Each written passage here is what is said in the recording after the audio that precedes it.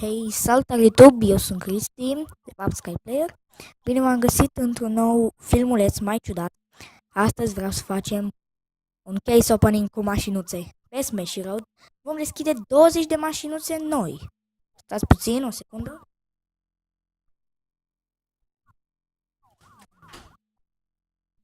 Gata. Deci vom deschide 20 de mașinuțe. Acum. Deci să începem.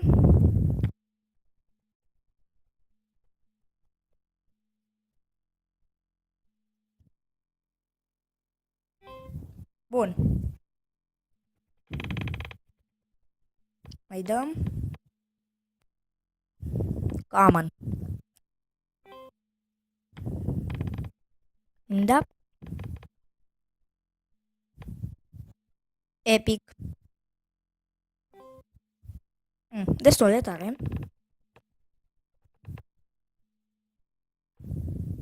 Pe bune. Tare.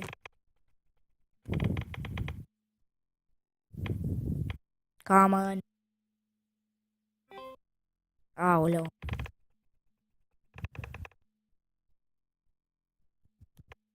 Bun. Vedem. Yes!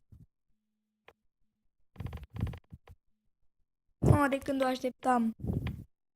Oh, legendary! Nu! De ce? Doamne, pe bune! Încă o dată! Mamă! YOLO! Cât de mișto! Super! Că am făcut acest opening.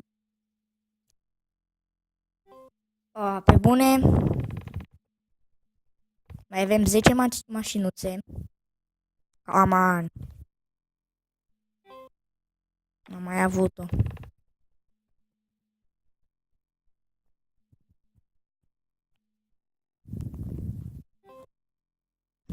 Really? Acum nu mai e noroc. Bun, măcar am avut câteva chestii bune, deci... Classic pickup. Come on, din nou. Roadrunner. Mai avem 6 mașinuțe. Bun, am făcut o greșeală înainte. Nu știu de ce mi s-a închis. Vom încerca din nou. Să mai jucăm, pentru că nu știu de ce mi s-a închis înainte. Epic. Și mai am încă 3 mașinuțe. Da. 2 mașinuțe. Pe bune. Anonymous. Yes.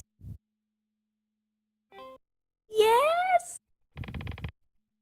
Și ultima mașină. Dau common, pe bune. Bun. Cam atât a fost. Sper să ne vedem în următorul episod. La revedere!